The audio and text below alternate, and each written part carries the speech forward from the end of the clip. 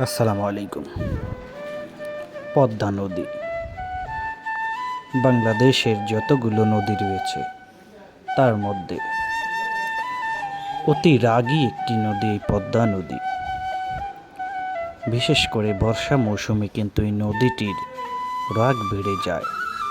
খরস্রোতা পদ্মা নদী, সেই পদ্মা নদী থেকে মাছগুলো আপনারা দেখতে পাচ্ছেন জেলেরা সংগ্রহ করেছেন হরেক রকমের মাছ। এই মাছগুলো গ্রামীণ হাট বাজারে উঠিয়েছেন সেখানকার স্থানীয় মাছ ব্যবসায়ীরা।